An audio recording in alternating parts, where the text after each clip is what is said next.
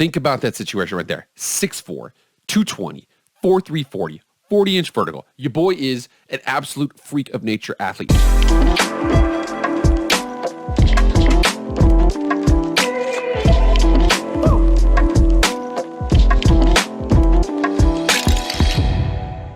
What is up, everybody? It is Jake with Master of Football, back at it again. Happy Friday. Thank you so much for being here.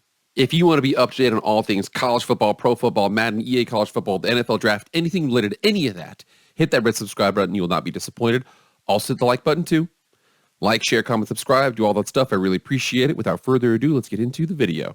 Look, is this 5 videos in a week? Man, my fans are getting their money's worth out of me. Well, technically, I'm not monetized yet, but I'm close. Quest for 1K. We were at 9:03 as of last night. Last night for you guys, because it's posted on Friday morning. Whatever. Continuing. Here we are. We're going over our Obscure Prospect series. If you've never been here before, the Obscure Prospect series. You guys know who the first rounders are. You guys might know some second rounders. Most of you guys don't know who third rounders are, and you definitely don't know who fifth rounders are. We want to just talk about those guys, projected to go 3, 4, 5, 6, 7, potentially undrafted, and see what they can do. There's a lot of guys out there that have a lot of kind of boom or bust aspect to them. I have a guy today from all of my boys out there for West Virginia, okay? Golden Blue dude is no longer with us. Okay, love him. I got my boy Joey Foster. We got Mountaineer Paul. We got Kuz's Corner. We love my boys out there in West Virginia. And we're talking about a guy from West Virginia who's projected right now. Pro Football Focus has him at like 150 as an overall prospect. That's projected maybe, 4th, 5th round, something like that. That's our boy Bryce Wheaton. So Bryce Wheaton, the deep receiver out there for the West Virginia Mountaineers, enrolled 6'4", 2018, and now, again, so look at him right now. So he came out from Holly Springs, North Carolina. He was the 700th player in the country, 119th receiver, 26th overall in the state of North Carolina, 6'3", 191. Look at a little pencil neck guy right here. Well, I'm letting you know right now, he is not a pencil neck anymore. Had offers from App State, Charlotte, East Carolina, and the FIU. He went with the highest rated offer, aka the West Virginia Mountaineers. And like I said, a little pencil neck right there, 6'3", 191. He put on a little bit of weight. So your boy now is 6'3", 224. We come down here and see what he's done. So we see the fact he played 46 career games, 32 starts, 3 100-yard receiving games in his career, 3 multi-touchdown games in his career. And again, a big issue here. So JT Daniels, there's some issues at quarterback, transfers here, there, players getting injured. He didn't have the consistency that he wanted. Now, was still able to do some things, pretty well. All Big 12 second team, according to the coaches poll and Phil Steele, and it led West Virginia in receptions and receiving touchdowns. So, like I said, he is, and when you come over here and check out his breakdown of how he is, he's definitely more of a traits player than the other players are out there. I'm going to go into that because, trust me, his height, weight, speed is off the chain, has some things he needs to work on in between that. But right now, I'm telling you, if this guy can make it in the league, he's going to be a star. And we see his play log right here. So for him, 2019, 201 and 2 touchdowns. And then he had 416 and 3 during the COVID season. And then we had 574 and 3, and then 675 and 7. Had 10 yards a catch. And again, that was, partially because change in offense, changes in quarterback. There's been some situations there. He was a volume target, 62 catches out there, but didn't give you what you wanted. This guy felt like he was a 1,000-yard, multiple touchdown kind of guy. Like I said, inconsistencies with quarterback and things like that will cause that. But again, we're going over with his physical stats here. Let's go over some of the PFF inside numbers we can talk about right now. So like I said, Pro Football Focus, this is a paid subscription. I can't share it, but I can share kind of how he did. So for him, 2022 was his highest rated, season as a player. He had a 70.3 receiving grade. He was, his pass snaps, he had 414 pass snaps. He had 390 wide snaps. So again, he is an outside receiver, not a slot. He's an outside receiver. 62 catches on 105 targets, 7 touchdowns, and 10.9 yards per catch. For him, again, his screen yards, he was tied for 33rd in the country. In terms of contested catches, 18, he was tied for 4th in the country. Like I said, this guy, throw it up, deep ball receiver, very, very good on the outside, tall, fast, strong. Needs to iron some things out in between there. But like I said, for the most part, this guy is a guy that if you're able to kind of mold him, comes in, maybe has a couple of catches his rookie year, really develops in that offseason, that first offseason kind of guy. That's what's most important for him. Once he gets going, starts to develop a route tree and things like that, he's got superstar written all over him. And did I say physical traits? So these are the combine numbers here. And again, 33-inch arms is a little short for like an offensive tackle. Pretty good for a receiver. 6'4", 221. So again, they rate him as an average backup or special teamer. But we come over and see what he's got. So 40-yard dash, 4.38. Okay, 40 Vertical jump, 41 inches. Broad jump, 10.9. 4.15, 20-yard shuttle. He is absolutely a freak of nature athlete. Lance Zierlein gives the breakdown of him here. Big, long wideout specializing in downfield jump ball victories. He's a high riser with an above average wingspan, but he rarely slips past press coverage easily and fails to separate like he should relative to the blazing speed he showed at the NFL Combine. And again, that's more of a technique issue. Again, a lot of people think all it is height, weight, speed at the top of the league.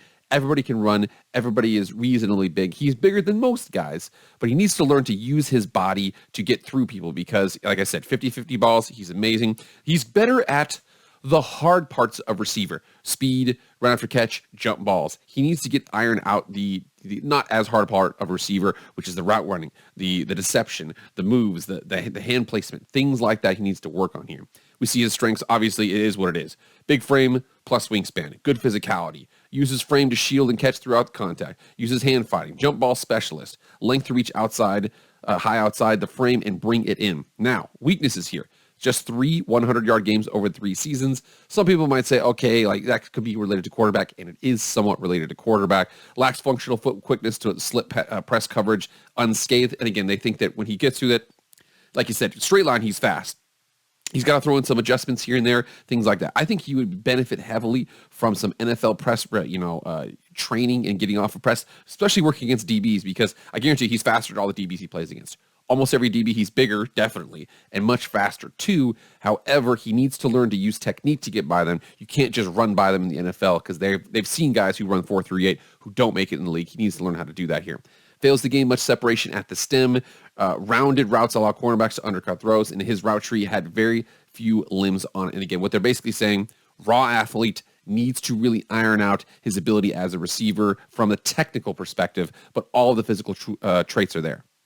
So I wanted to include this one here. This included one of those jump ball catches situations. This is from Qatari Productions, 1.04 subs. Hey, appreciate you, dude. Doing your thing, trying to get to that 1K sub amount. In fact, one more sub for you, dude. That's how we do it here. So, Bryce for Wheaton, West Virginia wide receiver highlights, combine standout. Come over here and check it out. I'm not going to play it. I'm going to include this link in the description here, but you're able to see the fact that, again, jump balls, it's not a question. He's going to win that out there. Like I said before, he's got raw natural ability. He's good at the hard parts at receiver. Needs to iron out the other parts. There's another receiver from the South, kind of, who is very similar to that, who didn't ultimately make it as a receiver, but has all the indications that he would have had he kept his head on straight. And that's my pro comp for him. It's Martavis Bryant. So when you see Martavis Bryant, and again, same situation here, average backup or special teamer, picked in the 4th round, 118, 6'4", 211. You see what he had. 4'4", 39-inch vertical, 4.15 shuttle. Literally like the same player. I think technically, my boy Bryce Wheaton is a little bit heavier than that.